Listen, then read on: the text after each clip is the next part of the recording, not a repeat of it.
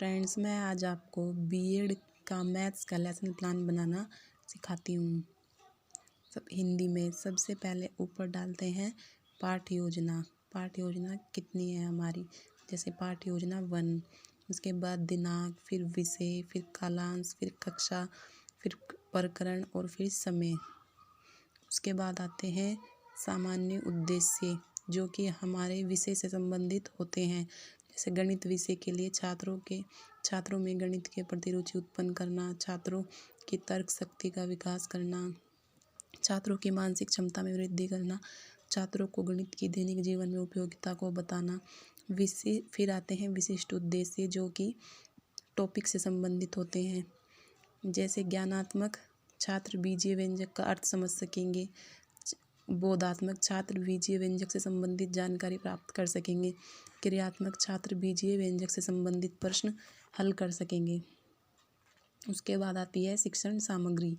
वह शिक्षण सामग्री जो हमने कक्षा में पढ़ाते समय इस्तेमाल की है, जैसे चौक, डस्टर, ब्लैक बोर्ड। और यहाँ पर आप कोई मॉडल वगैरह चार्ट पेपर से भी समझा सकते हैं, तो वो भी इसी में ही आएगी। फिर आता है छात्रों का पूर्व ज्ञान, जो उनका पूर्व ज्ञान है, जैसे छात्र संख्या और अक्षरों के बारे में जानते हैं। उसके बाद आती है प्रस्तावना, क्रम संख्या, छात्र अध्यापिका क्रिया और छात्र क्रिया।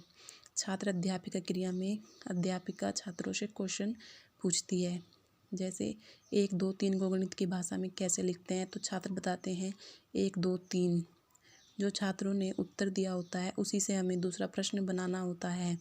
1 2 3 को क्या कहते हैं, संख्याएं। संख्या 3 को 2 से गुणा कीजिए, तो छात्र बता देंगे 6। फिर पूछेंगे संख्या 6 को अक्सर x से गुणा कीजिए, तो यह छात्र नहीं बता सकते, क्योंकि उन्होंने यह टॉपिक अभी तक पढ़ा नहीं है, इसलिए यह प्रश्न हमारा समस्यात्मक हो जाएगा। फिर इसके बाद हम छात्रों को बताएंगे। फिर आएगा उद्देश्य कथन। छात्रों, आज हम बीजीय व्यंजक का विस्तार से अध्ययन करेंगे। उसके बाद आता है प्रस्तुतिकरण। प्रस्तुतिकरण में सबसे पहले क्रम संख्या, फिर शिक्षण बिंदु, फिर अपेक्षित व्यवहार परिवर्तन, फिर छात्र अध्यापिका क्रिया, छात्र क्रिया, शिक्षण सहायक सामग्री और मूल्यांकन। शिक्षण बिंदु में सबसे पहले जो हम पढ़ाते हैं उसको लिखेंगे, बीजीय व्यंजक का परिचय, फिर इसमें प्रत्यास्मरण, परिभाषीकरण, और फिर हम पूछते हैं विकासात्मक प्रश्न। और शिक्षण छात्र क्रिया में जो छात्र उत्तर देते हैं वो लिखते हैं, और शिक्षण सहायक सामग्री में जिस विधि से हमने पढ़ाया है। और फिर आता है छात्र अध्यापिका कथन, जिसमें छात्र अध्यापिका प्रकरण को समझाती है छात्रों को, और किस विधि से समझाती है वह शिक्षण सहायक सामग्री में लिखा जाएगा। उसके बाद छात्रों से आदर्श प्रश्न पूछा जाता है, फिर अभ्यास प्रश्न, और फिर मूल्यांकन प्रश्न। और उसके बाद दूसरा प्रकरण की शुरुआत हम कर सकते हैं, एक चर की अवधारणा। उसके लिए भी पहले विकासात्मक प्रश्न पूछेंगे, और उसके बाद भी फिर ऐसे ही टेबल बनेगी।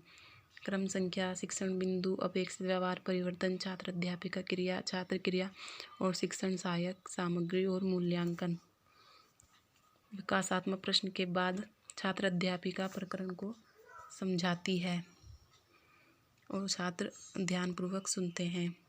उसके बाद फिर प्रकरण पूरा समझाने के बाद अध्यापक आदर्श प्रश्न, अभ्यास प्रश्न और मूल्यांकन प्रश्न पूछते हैं।